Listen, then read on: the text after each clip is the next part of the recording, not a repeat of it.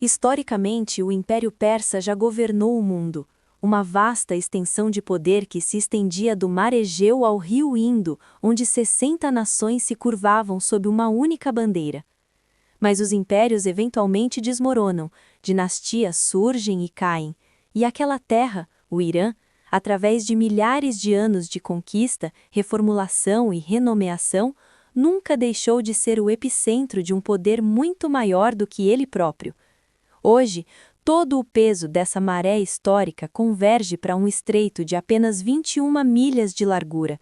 É quase inconcebível que meras 21 milhas de água carreguem quase 20% do fornecimento global de petróleo. Se você quiser mais documentários como este, por favor se inscreva.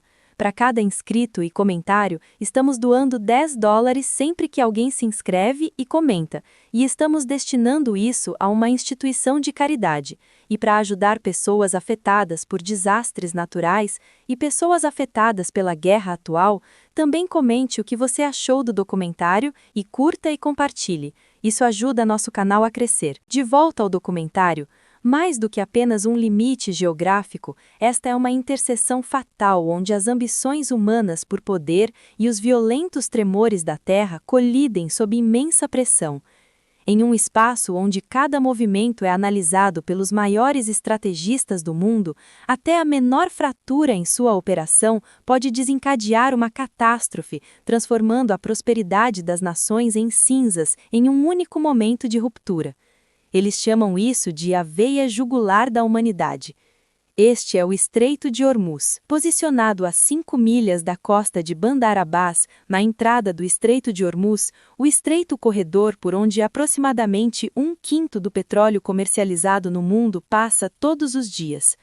A ilha de Hormuz domina uma geografia que a torna simultaneamente um dos lugares mais observados estrategicamente e geologicamente mais surreais da Terra. A ilha é um domo de sal, uma massa de sal comprimido com 600 milhões de anos e rocha vulcânica rica em minerais que se eleva através dos sedimentos sobrepostos ao longo dos últimos 50 mil anos, dobrando óxido de ferro, hematita, gesso e compostos vulcânicos em mais de 70 tonalidades minerais distintas.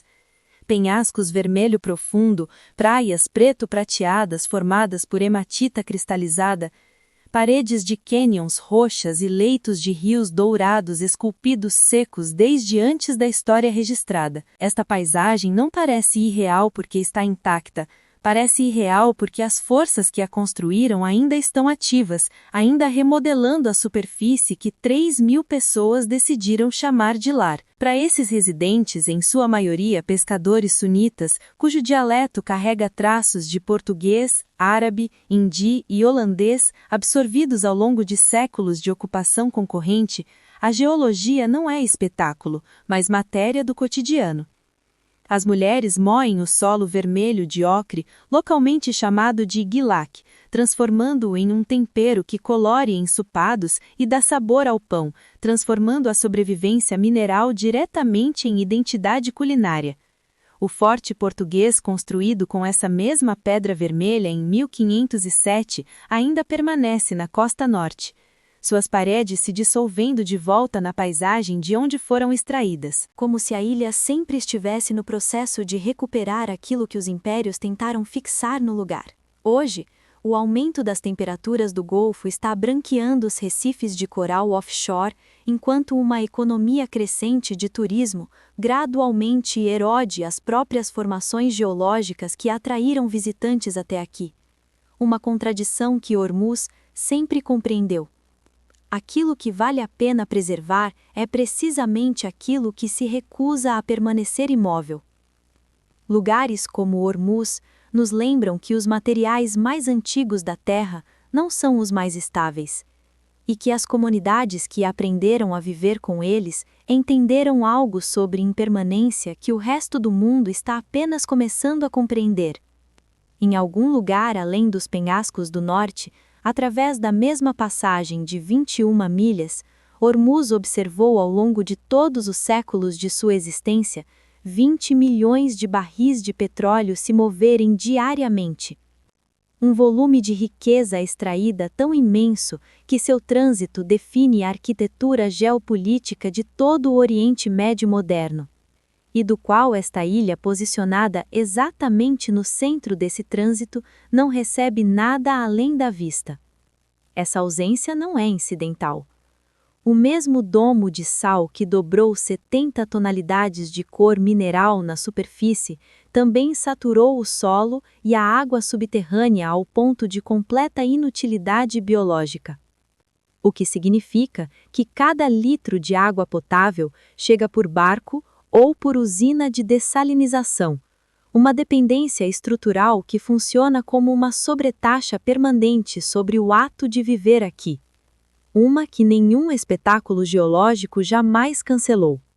Os pescadores que trabalham nessas águas costeiras antes do nascer do sol entendem uma segunda aritmética. A paisagem não anuncia.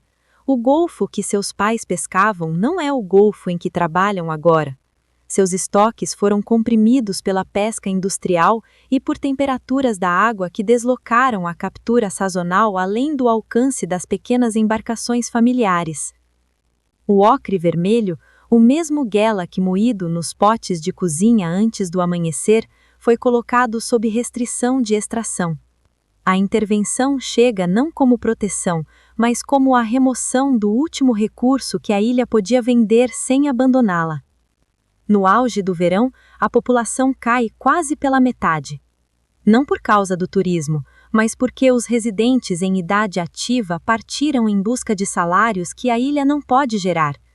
Uma saída que se repete todos os anos com a regularidade silenciosa de uma maré, deixando para trás os muito jovens, os muito velhos. E a própria paisagem, que continua produzindo suas cores indiferentemente, não exigindo nada de ninguém, como tem feito por 600 milhões de anos. Essa extensão, que se estende por 96 milhas ao longo da borda norte do Estreito de Hormuz e cobre mais de 575 milhas quadradas, uma área de superfície maior que Bahrein e Singapura combinados, Qeshm é a maior ilha do Irã e o único geoparque global da Unesco no Oriente Médio. Uma designação conquistada não por ambição administrativa, mas por necessidade geológica. A ilha está situada no limite de colisão das placas tectônicas arábica e euroasiática, uma compressão de 25 milhões de anos que dobrou rochas sedimentares sobre camadas de sal deslizantes e produziu uma paisagem que simultaneamente revela o interior de uma catedral de sal. Um cânion esculpido com antigos poços de água e uma floresta de mangue densa o suficiente para abrigar flamingos nidificando longe do Golfo Aberto. A caverna de sal Namakdan, a mais longa caverna de sal da Terra com mais de 4 milhas de extensão, foi formada dentro de um domo de sal cuja raiz alcança 12 milhas abaixo da superfície e seu interior cristalino, rosa, carmesim, cobalto, contém formações mais antigas que o período Cambriano, mais antigas que a maior parte da vida terrestre. Para as 148 mil pessoas que vivem em Qeshm, a paisagem não é uma exibição geológica, mas a base de uma vida de trabalho. Os construtores de barcos da ilha ainda praticam a construção de lenges, um ofício de patrimônio cultural e material reconhecido pela Unesco, no qual embarcações oceânicas de madeira são montadas inteiramente de memória, sem plantas, usando técnicas transmitidas ao longo de gerações de navegadores que uma vez conectaram esta costa à Índia, África Oriental e China. O dialeto Bandari falado aqui carrega vocabulários de origem portuguesa, árabe, hindi e suali. Cada camada depositada por um século diferente de contato marítimo. As mulheres usam o burga, uma máscara com formato de bico cobrindo a parte inferior do rosto. não como ornamento, mas como proteção funcional contra o sol, desenvolvida ao longo de séculos de trabalho em mar aberto, em um ambiente onde a exposição aos raios UV e ao vento salgado são condições ocupacionais constantes. Cashem tornou-se assim através de dois tipos de força, geológica e imperial. A posição da ilha no ponto de convergência de dois ecossistemas marinhos, o Golfo Pérsico e o Mar de Omã, a transformou em alvo de todas as potências que compreendiam o que o estreito controlava.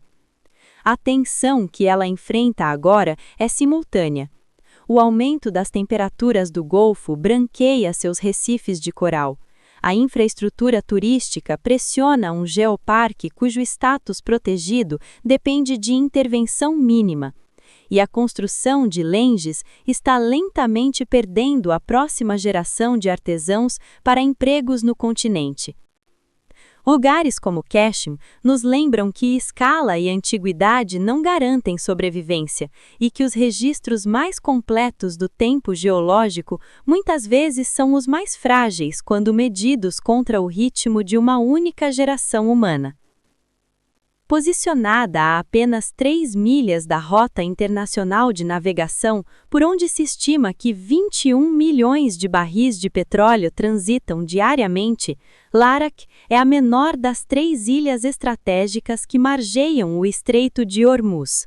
Menor que Hormuz, mais silenciosa que Cashem e suficientemente próxima da principal rota de petroleiros para que sua posição elevada funcione como uma plataforma natural de observação sobre uma das passagens marítimas mais críticas economicamente do planeta. A ilha é rochosa e íngreme, elevando-se abruptamente do fundo raso e quente do Golfo. Sua linha costeira mergulha em águas que retêm calor equatorial por tempo suficiente a cada ano para produzir um dos fenômenos naturais mais desorientadores do estreito, a bioluminescência. Em noites calmas, do final do verão até o outono, fitoplâncton concentrado próximo à superfície pela circulação restrita do Golfo produz ondas de luz azul esverdeada fria que replicam o movimento do mar em pura luminescência. Uma costa que gera sua própria iluminação sem qualquer contribuição da rede elétrica ou da lua. Para a pequena comunidade pesqueira que sempre trabalhou nesta ilha, a biologia da água luminosa é inseparável da vida prática. A densidade da floração bioluminescente se correlaciona com condições quentes e calmas, que também concentram os cardumes dos quais os barcos de pesca noturna dependem, tornando a luz tanto espetáculo quanto sinal. As casas aqui são construídas com terra compactada e agregado de coral, com paredes espessas o suficiente para lidar com a variação térmica extrema entre as noites de dezembro, que podem chegar a 50 graus Fahrenheit, e os dias de agosto, que regularmente ultrapassam 110 graus Fahrenheit. Uma amplitude térmica que exige resposta arquitetônica, em vez de controle climático mecânico. Larak adquiriu importância estratégica cedo. Cartas de navegação portuguesas do século XVI a identificam como um ponto de passagem para embarcações cruzando de Hormuz para Mascate, e essa importância nunca diminuiu. Hoje, sua proximidade com infraestrutura estratégica sensíveis limita tanto o desenvolvimento quanto o turismo, preservando por restrição estratégica aquilo que outras ilhas do Golfo perderam para a pressão comercial. Seus recifes permanecem em grande parte intactos. Sua densidade de bioluminescência não é diluída pela poluição luminosa costeira, e sua comunidade pesqueira continua operando dentro de limites definidos não apenas pela tradição, mas pela mesma lógica geopolítica que sempre determinou quem tem permissão para se aproximar desta costa. Lugares como Larak nos lembram que a invisibilidade às vezes é a condição que melhor preserva aquilo que a visibilidade destrói. Separada da costa sul de Cashem por apenas 1,2 milhas de água do Golfo, Hainan ocupa apenas 13 milhas quadradas de território. Eleva-se a um máximo de 348 pés acima do nível do mar e não possui estradas pavimentadas, hotéis ou mais de 650 residentes permanentes, um padrão de assentamento que permaneceu praticamente inalterado ao longo de vários séculos de disputas territoriais persas, portuguesas e britânicas.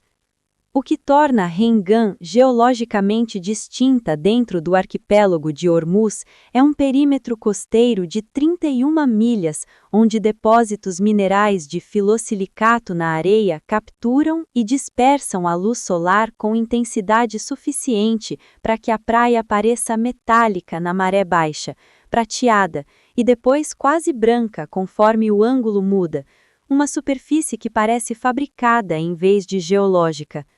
Após o anoitecer, florações de fitoplâncton na baía produzem o mesmo brilho bioluminescente encontrado perto de Larak, uma luz azul fria desenhada sobre a água pelo movimento das ondas. Para os pescadores e as famílias artesãs de Hainan, a adaptação a esse ambiente produziu uma economia cultural específica. As mulheres aqui estão entre as únicas pescadoras do Golfo Pérsico, saindo antes do amanhecer em pequenos barcos de madeira para trabalhar linhas direcionadas a barracudas e peixes imperador pintados. Enquanto isso, artesãos na costa transformam resíduos de conchas em joias vendidas em um dos últimos bazares insulares totalmente tradicionais do Golfo. A cerimônia Zar, um ritual de tambores hipnóticos e transe coletivo praticado ao longo de toda essa região costeira, ainda é realizada aqui, como um método de recalibração psicológica coletiva sob condições de isolamento e estresse ambiental, uma prática que antecede a chegada da medicina formal por séculos. A pressão contemporânea que Hainan enfrenta é ecológica. Golfinhos nariz de garrafa do Indo-Pacífico que se concentram na baía entre Hainan e Qashem do outono até a primavera estão sendo cada vez mais perturbados pelo tráfego de barcos turísticos durante a alta temporada, um padrão que se correlaciona com a redução da frequência de aproximação à superfície. A Praia Prateada foi colocada sob restrição de visitantes após a extração mineral feita por turistas que confundiram a areia de filosilicato como um item colecionável. Lugares como Hainan nos lembram que os arquivos ecológicos mais precisos muitas vezes são mantidos por comunidades pequenas demais para aparecer na maioria dos mapas, mas profundamente integradas ao seu ambiente para serem substituídas por qualquer coisa que venha depois delas. Localizada a 12 milhas da costa sul do Irã, Kish é uma ilha de coral quase elíptica cobrindo 35 milhas quadradas, com uma elevação média pouco acima do nível do Mar do Golfo e um clima definido por uma realidade dominante. O Golfo Pérsico aprisiona e retém calor com a eficiência de uma bacia térmica rasa, produzindo temperaturas de ar no verão que regularmente excedem 110 graus Fahrenheit, e uma umidade durante todo o ano que faz a ilha parecer fechada em vez de aberta. Uma paisagem de água turquesa brilhante e areia de coral branca que existe dentro de condições atmosféricas mais semelhantes a uma estufa do que a uma costa. Abaixo da ilha, correndo a 52 pés de profundidade, existe um sistema de Qanat com 2.500 anos de idade, originalmente construído para filtrar a água de chuva através de sucessivas camadas de coral fossilizado e argila, purificando-a apenas pelo contato mineral antes de entregá-la como água potável a uma população que não tinha outra fonte de água doce. O teto desse canal subterrâneo é composto por material de recife de coral fossilizado datado por pesquisadores da Universidade de Munique entre 53 e 570 milhões de anos, uma camada que registra na biologia em pedra a história do fundo do mar sobre o qual toda a ilha agora repousa. As pessoas que construíram o Qanat compreenderam um princípio de engenharia que as modernas usinas de dessalinização reproduzem com enorme custo energético, que a geometria da filtragem de coral, dado tempo e profundidade suficientes, produz água pura o bastante para sustentar uma cidade. Acima dessa infraestrutura subterrânea, uma sucessão de civilizações construiu e abandonou Harire, uma cidade comercial do século VIII d.C., cujas ruínas de coral ainda permanecem na borda norte da ilha, e depois reconstruiu a vida comercial completamente, mais recentemente em 1992, quando Kish foi designada a primeira zona de livre comércio do Irã. O navio cargueiro grego Cooler F, construído na Escócia em 1943 e que encalhou no Recife sudoeste de Kish em 25 de julho de 1966, nunca foi removido. Seu casco enferrujado de 446 pés permanece em águas turquesa rasas ao pôr do sol. Uma estrutura que parece, dependendo da luz, os restos de um império ou o início de um Recife. A atenção que Kish agora navega está entre duas camadas de sua própria identidade. Uma ilha cujo sistema de água de 2.500 anos representa uma das soluções de engenharia de baixa energia mais elegantes da história, e uma zona de livre comércio que recebe 12 milhões de visitantes anualmente, cada um chegando com demandas que o Qanat nunca foi projetado para suportar. Lugares como Kish nos lembram que a infraestrutura de sobrevivência e a infraestrutura de consumo ocupam o mesmo espaço, e que a distância entre as duas raramente é tão confortável quanto parece na superfície.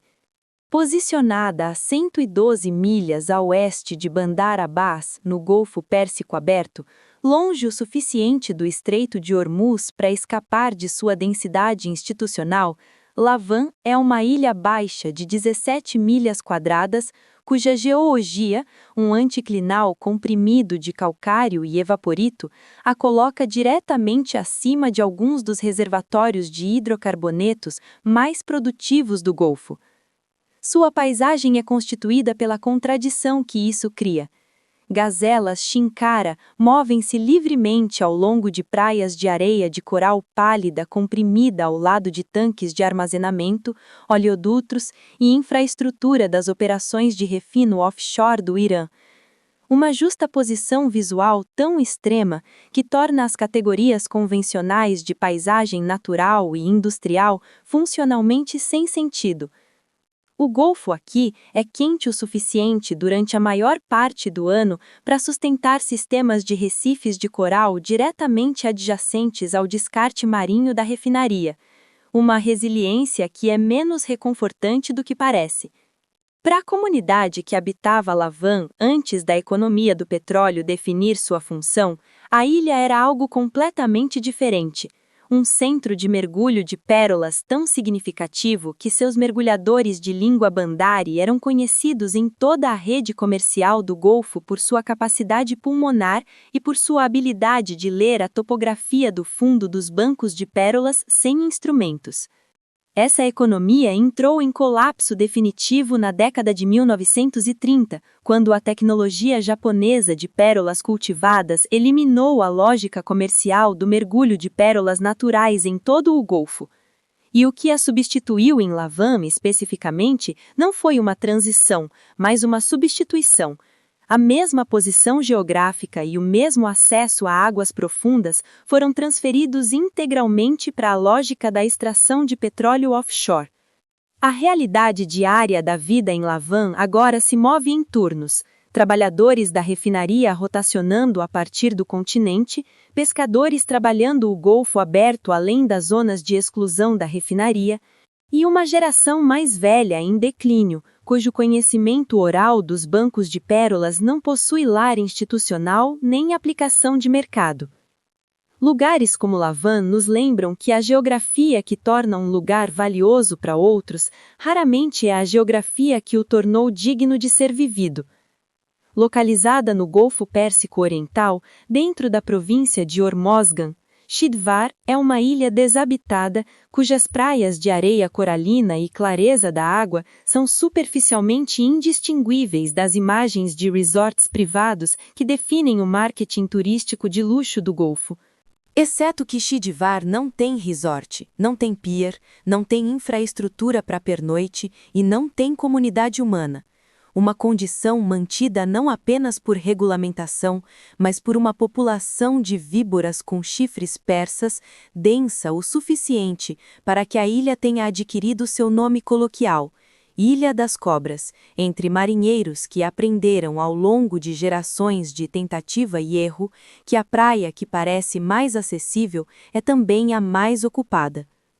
As víboras não são agressivas por natureza, mas são numerosas o suficiente, e a ilha é pequena o suficiente que desembarcar sem preparação profissional se traduz diretamente em risco de envenenamento.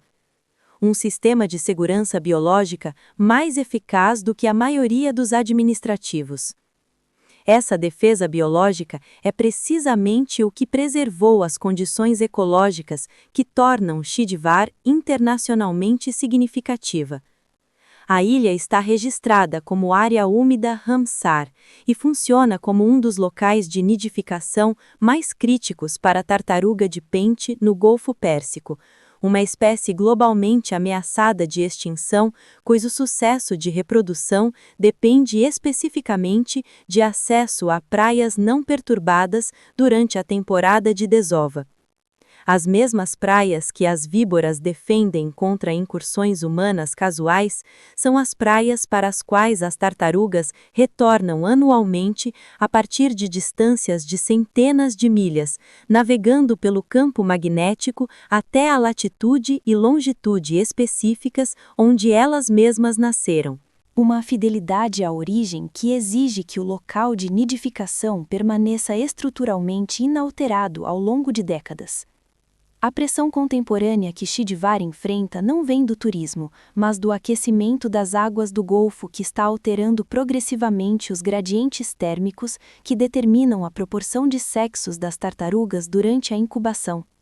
À medida que as temperaturas do Golfo aumentam, a proporção de filhotes fêmeas cresce, uma resposta biológica ao excesso térmico que, se mantida, acabará distorcendo a população além do limiar de viabilidade reprodutiva.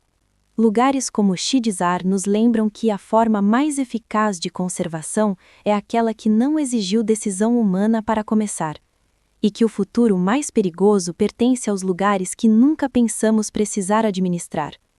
Situado entre as províncias do Azerbaijão Oriental e Ocidental, no noroeste do Irã, o Lago Urmia já foi o segundo maior lago hipersalino da Terra.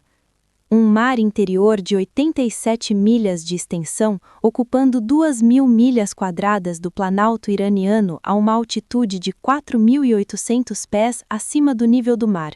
E agora, dependendo da estação, é uma salmoura rasa vermelha ou uma planície branca de sal tão extensa que é visível da órbita terrestre baixa.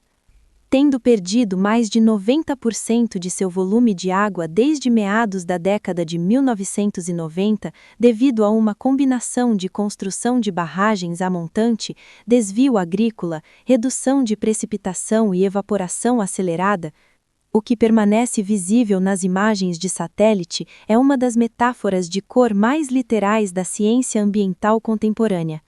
Quando o derretimento da neve da primavera nas montanhas Zagros restaura temporariamente o aporte de água doce, o lago se torna verde profundo. Quando o calor do verão e o desvio a montante o reduzem novamente, o aumento da salinidade desencadeia uma floração de Dunaliella, uma microalga adaptada ao sal que produz pigmentos carotenoides, como resposta fotoprotetora, transformando todo o corpo de água restante em vermelho sangue.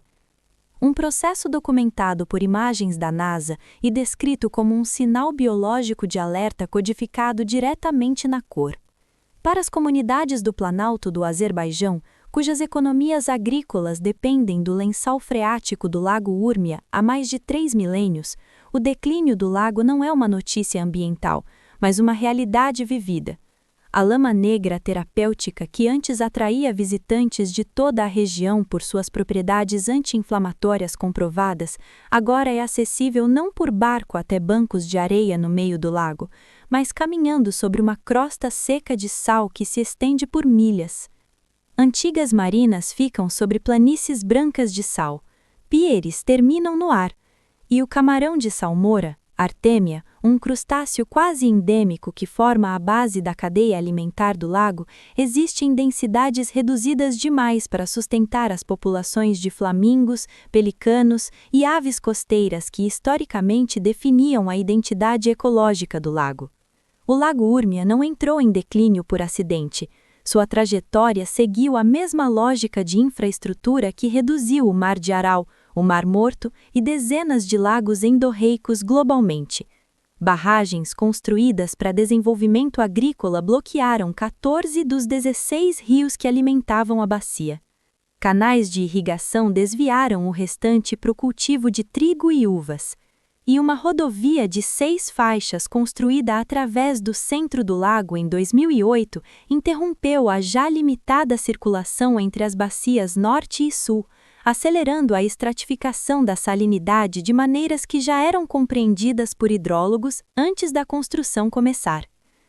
O programa de restauração do Lago Urmia, de 1,3 bilhão lançado em 2013 com financiamento conjunto do governo iraniano, do PNUD e do governo do Japão, produziu resultados parciais e instáveis. Anos de precipitação acima da média reabasteceram temporariamente o lago, oferecendo imagens de satélite que pareciam mostrar recuperação.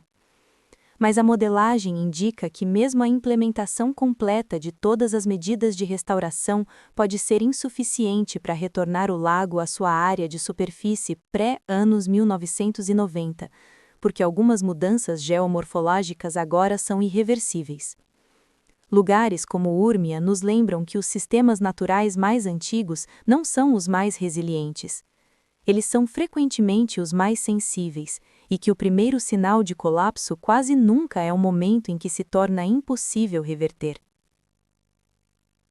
O Golfo Pérsico do Irã é frequentemente reduzido a uma única imagem, um estreito contestado, um ponto de pressão geopolítico, uma região definida pelo que passa por ela em vez do que vive dentro dela. No entanto, a realidade que persiste sob essa redução é algo muito mais antigo e muito mais complexo. Uma civilização construída ao longo de milênios sob domos de sal e coral fossilizado, sob baías bioluminescentes e solo mineral, sob navios de madeira construídos de memória e rios subterrâneos, filtrados através da pedra. Sobre a coexistência ininterrupta de infraestrutura industrial e fragilidade ecológica. Tudo isso animado por comunidades que entenderam, muito antes de o resto do mundo chegar para observá-las, que sobreviver em um ambiente extremo não é uma crise a ser gerenciada, mas uma condição a ser habitada. Esses são lugares que, por qualquer padrão moderno de estabilidade ou conforto, não deveriam funcionar como funcionam. Ainda assim, eles persistem, não por certeza, mas pela inteligência acumulada de gerações que não tiveram outra opção além de entender exatamente onde viviam. À medida que a pressão climática desmonta as suposições sobre as quais a infraestrutura contemporânea foi construída, à medida que corpos d'água se transformam em sal, à medida que os corais branqueiam, à medida que a lógica térmica de ecossistemas inteiros muda mais rápido do que a adaptação consegue acompanhar, essas ilhas e este lago em desaparecendo começam a aparecer menos anomalias periféricas e mais documentos iniciais de um futuro que está chegando de forma desigual, mas chegando em todos os lugares. O que o Golfo Pérsico já sabe sobre viver no limite da habitabilidade? O que o Lago Urmia já sabe sobre perder aquilo que não pode ser restaurado? O que Hormuz já sabe sobre construir cultura a partir dos minerais sob seus pés? Nada disso é mais conhecimento local. Este não é o fim da história. é onde ela sempre esteve destinada a começar. Irã irreal.